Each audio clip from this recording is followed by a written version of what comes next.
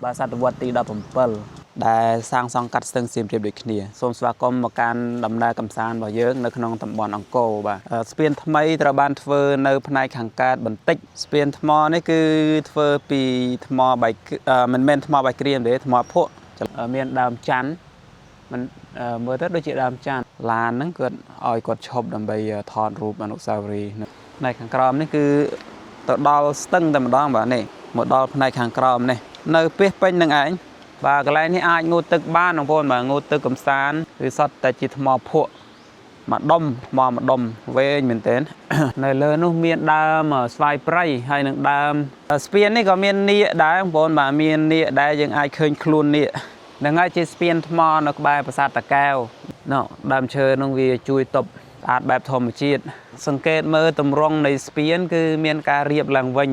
ហើយស្រាប់តែនៅម្ដុំនេះគឺមាននេះថ្មនេះជាថ្មដំបូលណាកន្លែងនេះវាដូចបើសង្កសីយើងសម័យយើងគឺសង្កសីកន្លែងប្រហូរទឹកហើយកន្លែងនេះគឺជាចម្លាក់កន្លែងនេះបងប្អូនមើលមើលខ្វះធនធានថ្មឬក៏ខ្វះកម្លាំងទៅយកថ្មឥឡូវនេះខ្ញុំដើរនៅផ្នែកខាងក្នុងនេះហើយបាទកម្ពស់ខ្ពស់ជាងមកជំហរខ្ញុំដើរមកផុតហើយបាទមកដល់ផ្នែកខាងនេះនេះគឺជ្រីណាបាទហាក់បីដូចជាស៊ុំទ្វារឬស៊ុំបង្អួចលប៉ាក់នៅលើថ្មបាទនេះបងប្អូនកន្លែងនេះស្អាតមែនទែនមានដោះតោងនៅលើថ្មតែម្ដងបាទហើយផ្នែកខាងនេះរៀងជ្រុងវារលុះឬក៏វាជាក្បាច់ជ្រីបាច់ចម្លាក់សស្គោះបាទដោះតាំងពីនោះមកហ្នឹងហើយដោយការសង្ស័យមែនតើបងប្អូនកន្លែងនេះបងប្អូនឃើញទេលុតដល់ផ្នែកខាងលើណោះបាទផ្កាឈើទាលនេះជាជើងមានតបកឈូកហើយនឹងផ្ការំដួលបងប្អូនបាទបងប្អូនចង់ដឹងថាកម្ពស់ស្ពាននឹងប៉ុស្តិ៍ប៉ុណ្ណាអាចធៀបជាមួយនឹងចំហរបស់ខ្ញុំបានឬខាងនេះក៏ឬហើយមកលើនេះមកចំហនេះឃើញទេបាទនេះមិនមែនជាថ្ម original យកមកធ្វើស្ពានតែម្ដងទេបាទដូចជាខ្លួននេះថ្មធំហើយកន្លែងនេះមានជារូបមើលទៅស្តៀងអសុរាមានភ្ងាវយកក្រែមយកអីមកលាបនេះឃើញទេលាបតាមបបោមាត់បាត់ក្បាលបាត់ប្រកេះខ្លះអត់កន្លែងនេះជាចម្រឹងបង្អួចបាទកណ្ដាលសង្គ្រាមអីចឹងទៅគឺអត់មានពេលវេលាទៅធ្វើស្ពានធ្វើអីឬក៏សំណង់បុរាណផ្សេងបូកជាមួយនឹងសាលាចារឹកជាមួយនឹងព័ត៌មាននៅក្នុងសៀវភៅមួយចំនួនអរិយធម៌ខ្មែរដ៏រុងរឿងនៅសម័យបុរាណជាកង់កាត់ស្ទឹងហើយខាងនេះគឺជាស្ពានហើយនេះបាទស្អាតណាស់បាទនេះគឺជារចនាបថនេះដែលជាបង្កាន់ដៃស្ពានបាទផ្នែកខាងនេះមួយទៀតមានមកគូបាទនេះខាងនេះគឺជាស្ពានជិះកង់ស្អាតណាស់បាទស្ពានជិះកង់ស្ពាននេះយើងមើលពីអញ្ចេះទៅបានឃើញស្អាតបាទឆ្លងស្ទឹងសៀមរាបណាបាទស្ពានហ្នឹងបាទកន្លែងនេះគឺជាស្ពានថ្មណាបងប្អូនបាទសង់នៅសតវត្សទី17នេះស្ពានថ្មនេះគឺនៅកាត់ស្ទឹងសៀមរាបបាទកាត់ស្ទឹងសៀមរាបប៉ុន្តែឥឡូវនេះស្ទឹងនេះត្រូវបានបង្វែរទៅផ្នែកខាងកើតបន្តិចដើម្បីឲ្យហូរទៅខាងនោះហើយខ្ញុំនឹងបង្ហាញបងប្អូនពីស្ពានថ្មចាស់នេះហើយនឹងស្ពានថ្មីដែលសាងសង់កាត់ស្ទឹងសៀមរាបដូចគ្នានេះគឺជាទិដ្ឋភាពនៅនឹងស្ពានថ្មនេះសតវត្សទី17បាទជម្រាបសួរពុកម៉ែបងប្អូនម្ដងទៀតបាទសូមស្វាគមន៍មកកាន់ដំណើរកម្សាន្តរបស់យើងនៅក្នុងតំបន់អង្គរបាទអញ្ចឹងកន្លែងនេះខាងក្រោយខ្ញុំនេះបងប្អូនឃើញគឺជាស្ពានថ្មបាទស្ពានថ្មនេះសាងសង់ឡើងតាំងពីសតវត្សទី17មកម្លេះហើយសាងសង់កាត់ស្ទឹងសៀមរាបបាទពីមុនស្ទឹងសៀមរាបគឺកាត់តាមនេះឯងស្ពាននេះ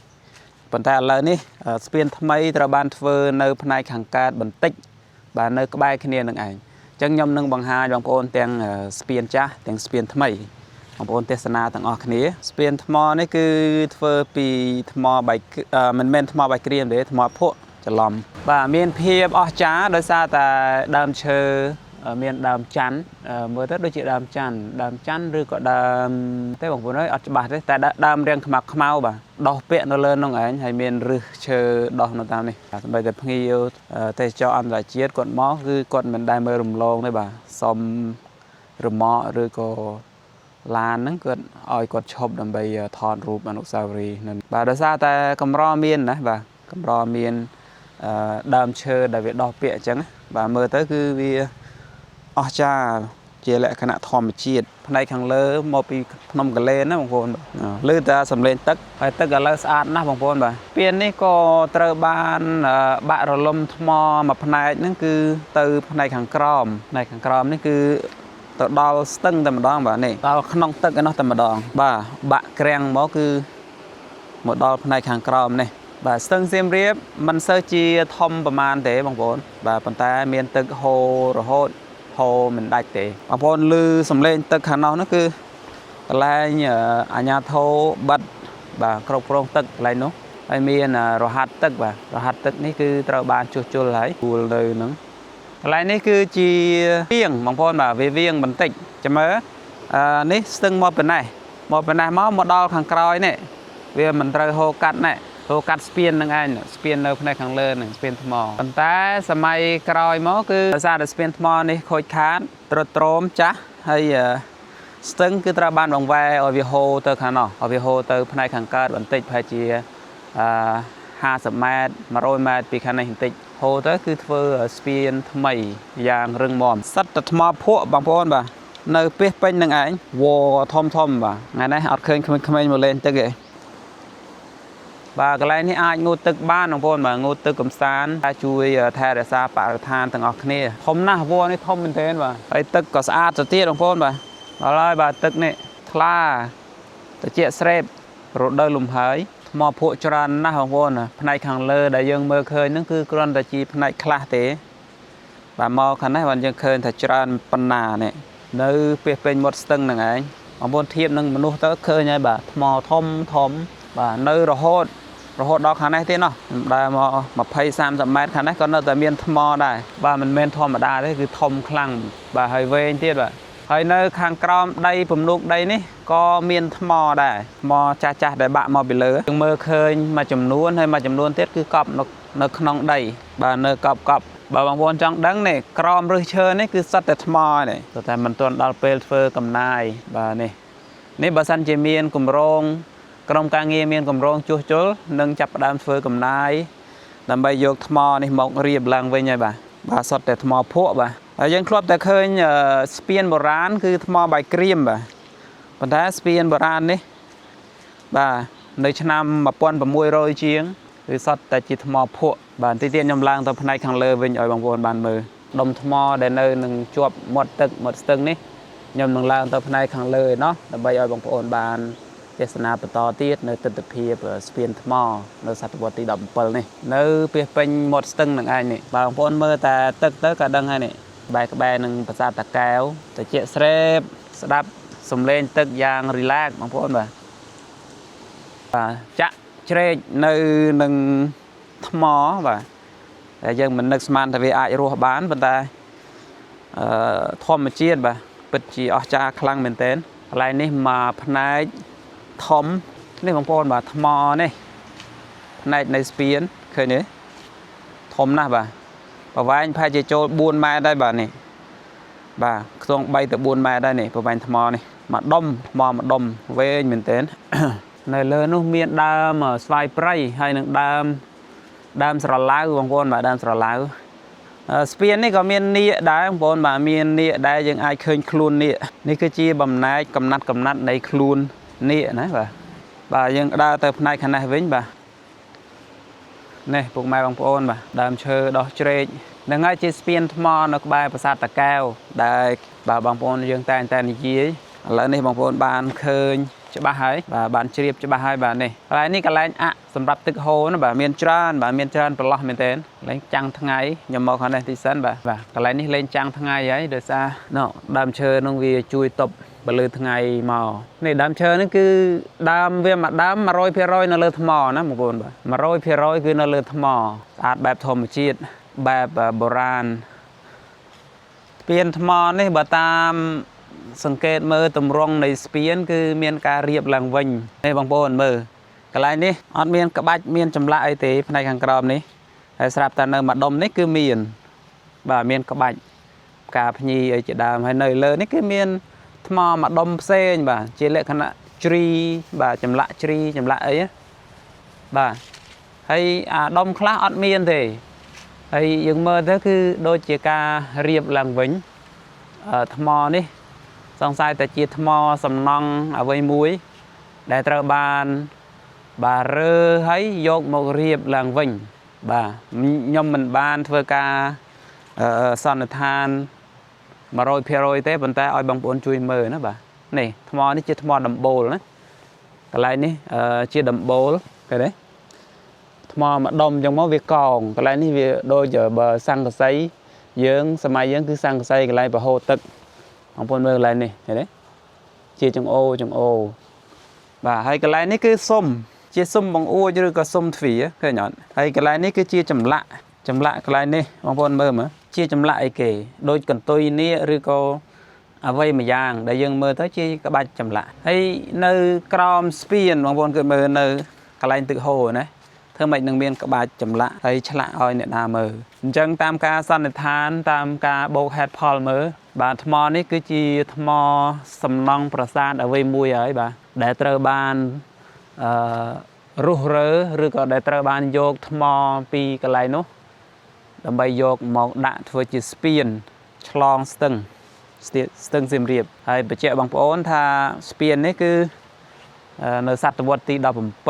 ញ្ចឹងបានន័យថាក្រោយសម័យអង្គរឆ្ងាយណាស់សម័យអង្គរគឺនៅសតវត្សទី14ទី15អញ្ចឹងក្រោយដល់ទៅ200 300ឆ្នាំឯណោះអ្នកដឹកនាំនៅសម័យក្រោយហ្នឹងមិនដឹងជាខ្វះធនធានថ្មឬក៏ខ្វះកម្លាំងទៅយកថ្មឬក៏យ៉ាងម៉េចបានជាត្រូវរើយកថ្មប្រាសាទចាស់ហ្នឹងយកមកធ្វើជាស្ពានហើយប្រាសាទចាស់នេះយើងមិនដឹងថាថ្មផ្នែកប្រាសាទណាមួយទេមូលហេតុដែលខ្ញុំហ៊ានសន្និដ្ឋានថាជាប្រាសាទគឺដោយសារតែមានក្បាច់ចម្លាក់មានដំបូលមានស៊ុំមានចម្លាក់ផ្កាភ្ញីមានស៊ុំបង្អួចស៊ុំទ្វារណាបងប្អូនអញ្ចឹងវាគ្រប់លក្ខខណ្ឌទាំងអស់ដែលអាចឲ្យយើងសន្និដ្ឋានថានេះគឺជាថ្មនៃប្រាសាទមួយបាទមាននាគមានអីហ្នឹងហើយតាំងពីដើមមកគឺសម័យព្រះបាទជ័យវរ្ម័នទី7ក៏ដូចជាព្រះមហាក្សត្រអង្គផ្សេងៗនៅក្នុងសម័យអង្គរគឺមិនដែលធ្វើស្ពានពីថ្មភក់ទេបងប្អូនធ្វើពីថ្មបាយក្រៀមបាទយើងមើល highway យើងមើលផ្លូវមេផ្លូវសំខាន់ដែលធ្វើដំណើរតាមផ្លូវបុរាណណាបងប្អូនស្ពានគឺសុទ្ធតែធ្វើពីថ្មបាយក្រៀមទាំងអស់បាទមិនមែនថ្មភក់អញ្ចឹងទេបាទខ្ញុំព្យាយាមស្វែងរកព័ត៌មានដែលប៉ុន្តែអត់មានព័ត៌មានណាពន្យល់ឲ្យបានក្បោះក្បាយសោះដូច្នេះហើយគឺមានតែការមកមើលផ្ទាល់ដើម្បីនាំបងប្អូនធ្វើការសន្និដ្ឋានបូកហេតុបូកផលទាំងអស់គ្នាបាទឥឡូវនេះខ្ញុំដើរនៅផ្នែកខាងក្នុងនេះហើយខាងក្នុងអស្ពានខ្ញុំបែរមកខាងនេះទៅដើម្បីបងប្អូនមើលឃើញបាទនេះបាទកម្ពស់ខ្ពស់ជាងមកជំហរខ្ញុំដើរមកផុតហើយបាទមកដល់ផ្នែកខាងនេះចាំមើលខ្ញុំបង្ហាញបងប្អូនបន្តទៀតទាក់ទងនឹងថ្មឃើញទេបងប្អូននេះគឺជ្រីណាបាទហាក់បីដូចជាស៊ុំទ្វារឬស៊ុំបង្អួចកន្លែងនេះមកកាច់ឡើងជ្រុងបាទរៀងកែងបាទមុំកែងនេះខាងនេះដូចគ្នាហ្នឹងហើយបងប្អូនកុំតន់អាលជឿណាបាទធ្វើការពិចារណាសិនបាទពិចារណាបូកហេតុបូកផលសិនបាទដើម្បីឲ្យបងប្អូនកាន់តែច្បាស់ថាថ្មនេះមិនមែន original ថ្មស្ពាននេះទេគឺត្រូវបានរើយកសំណង់បុរាណណាមួយយកមកដាក់នេះគឺជាស្លាកស្នាមប្រវត្តិសាស្ត្រដែលយើងមិនអាចបដិសេធបានទេបាទទោះបីជាមានការសាងសង់នៅសម័យក្រោយ2 300 4 500ឆ្នាំក៏យើងអាចមើលដឹងដែរបាទក៏កូនចៅចំនួនក្រោយអាចមើលដឹងដែរតាមរយៈលក្ខណៈសំណង់បាទលក្ខណៈក្បាច់ចម្លាក់ហើយនឹងសិល្បៈនៅលើថ្មបាទនេះបងប្អូនកន្លែងនេះយើងចូលទៅកន្លែងនេះបន្តិចវ៉ាវបងប្អូនមើលកន្លែងនេះបាទរឹសឈើបាទមើលទៅឃើញ 100% បាទចាក់តាំងពីនោះរហូតដល់នេះវាប្រតិកលាគ្នានេះអានេះរឹសបេងណាបាទដើមបេងនៅខាងនេះបាទដើមបេងនេះគឺមានរឹសជ្រោងច្រាងដល់លើណោះហើយមិនមែនមានតែមួយដើមទេបងប្អូនបាទមានច្រើនណាស់មានដើមវល្លិអីផ្សេងដោះនៅជាមួយគ្នានឹងឯងចូលមកខាងនេះវិញ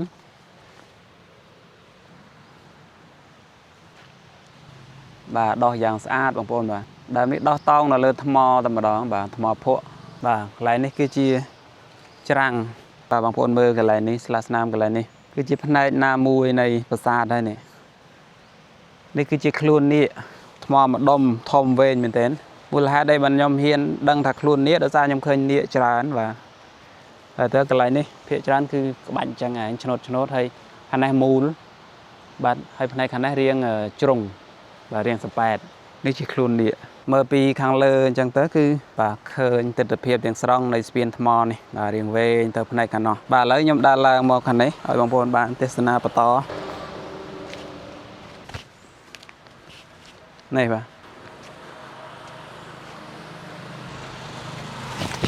vì rồi lúc rồi có vì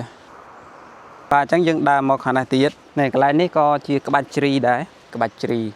bạch chấm lạ nơi nâng đam nơi nâng côn sờ lá ở bằng phôn bà côn sờ lá bằng phôn mới này khả năng cho bà so sco bà đo tăng pi nó mó rồi đợt này hay chạy trôi nó không khang crom plei này ô này khởi nhảy cái bạch chấm lạ cái này ní mà cái này tiết nơi chỗ ba bà mò phua bàนี่ยังไงโดยการส่องไซเมนแต่บางคนนี่กระไรนี่คือจีรี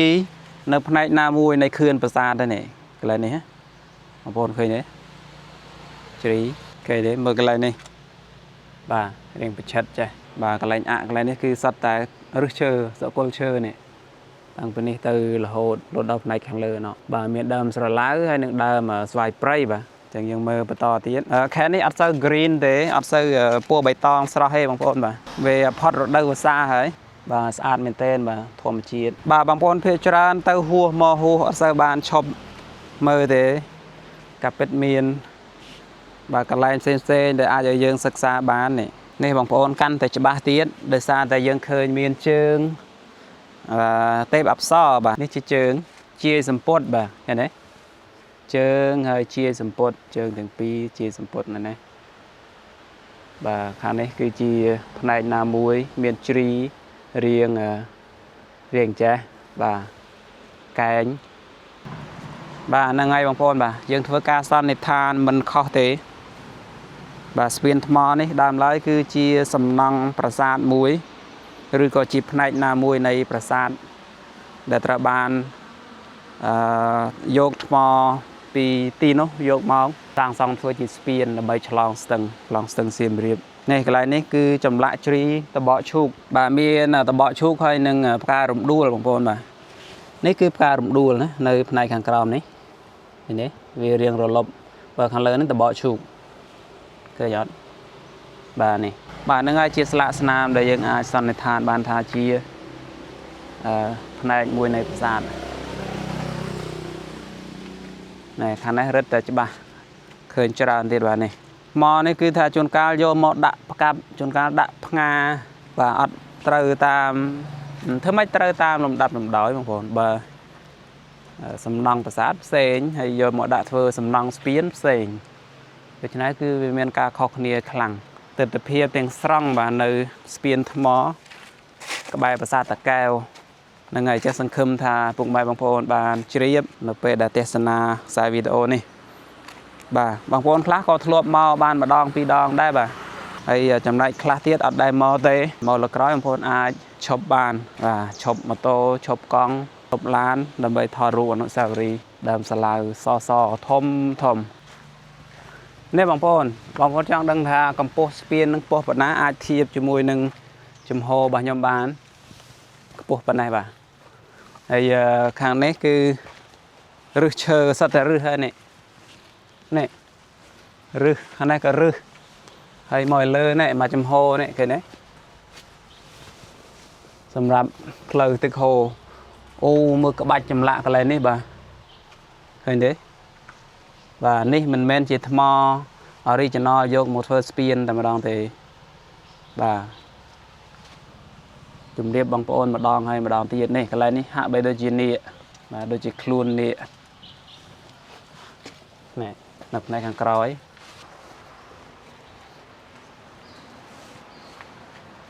บ่าสลักเชอจับดำจุโรยมอ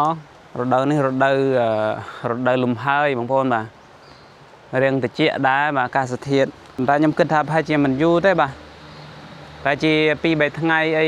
ปนังอันแบบตะเจี๊ยมันยูได้อย่างยูมาสัปดาห์ไอเชียงtới บางคนก็ไรนี่คือมีรูป tép nè miền nịa và cái này cho ba miền tên mò thấm hay cái này miền chi rùp mới tới sẽ điên Asora trên tiếng bốn bà sẽ điên Asora hay miền nhiều vô krem vô một liệp này cái này liệp tam ở bờ bồ muộn có hòm buộc cả chụp ping phải chụp nhiều sợi ấy tam ơi bạn chỉ còn miền krem đã tam khluôn hay này khang lơ này phải chia tê để chia tê vào đa ấy tam ơi này bạn các bà bạn bật cây và cái này bạn đang đợi bạn cho ba luôn hay bà sân chia chấm lạ nơi lơ mò spin mến hết đây bạn một lạ nơi cái này tức hồ này nơi cái này khang crom và hay lạ cái nát cái này là miền chấm lạ cái này là on cái này chi chấm răng bằng uột bà bằng uột bị chao nè bà bằng uột bị chaoនេះចម្រងមកអួយហើយក្បាច់តាមនឹងទៅកន្លែងនេះដូចជាស្នាមដាប់បំបែកក្បាច់ហ្នឹងដើម្បីយកមកដាក់ឲ្យថ្មនឹងវាខំគ្នាវាស៊ីគ្នាវាស្រោបគ្នាណាបាទស្ដាយមែនទែនមិនដឹងជាផ្នែកនៃប្រាសាទណាមួយទេ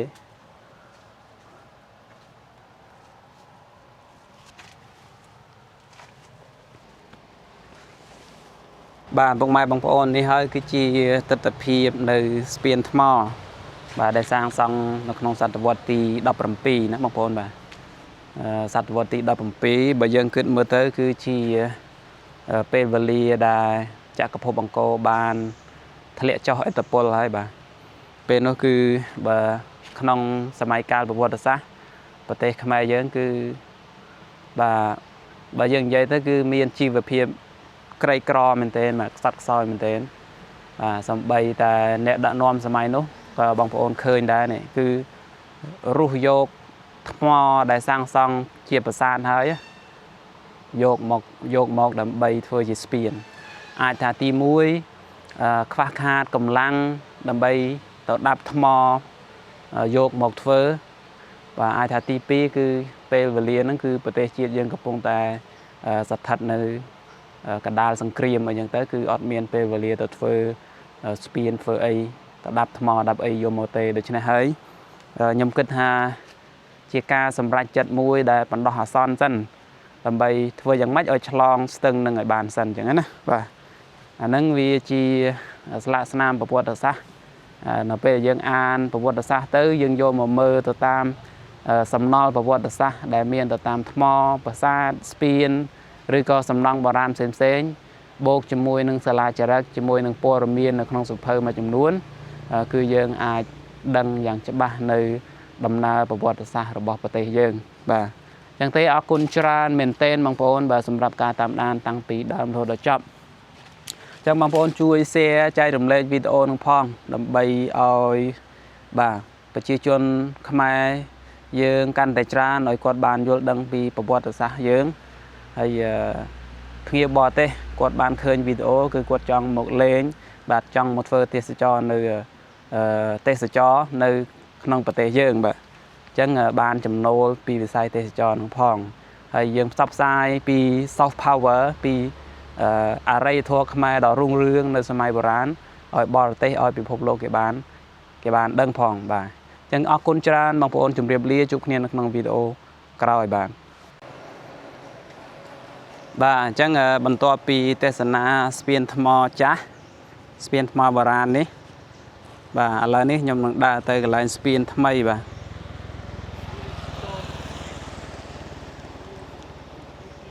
ឥឡូវយើងទៅមើលស្ពានថ្មីដែលសាងសង់ក្នុងសម័យបច្ចុប្បន្នគឺនៅក្បែរគ្នានឹងឯងបងប្អូនបាទនៅជាប់គ្នាជាស្ពានឆ្លងស្ទឹងសៀមរាបដូចគ្នាឃើញទេបាទនេះគឺសាងសង់នៅក្នុងសម័យបច្ចុប្បន្នខាងនោះគឺជាផ្លូវជិះកង់ណាបាទនេះបងប្អូនបាទខាងនោះជាផ្លូវជិះកង់កាត់ស្ទឹងហើយខាងនេះគឺជាស្ពានហើយនេះបាទមានក្បាលនេះ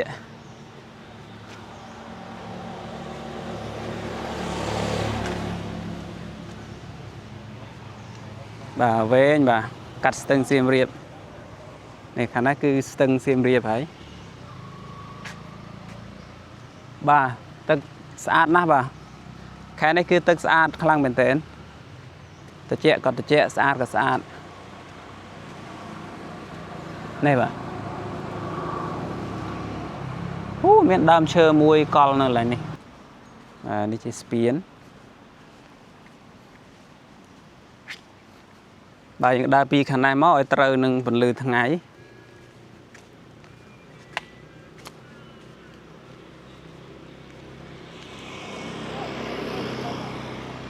này bà trời nâng phần lư thằng ấy ông vốn bà sát nè bàนี่คือจีราชนาบทนี้ได้จีบังกันได้สเปียนบ่าเมื่อเตอออกจากคลังเป็นเต้น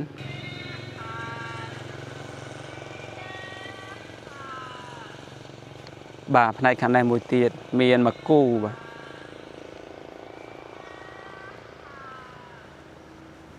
นี่บ่าสะอาดคลังนะ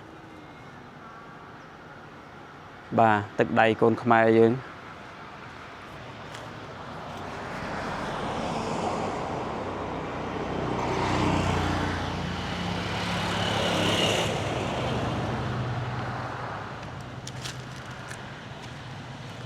ในขณะนี้คือจีสเปียนจีกองสดแต่กาสมาบ่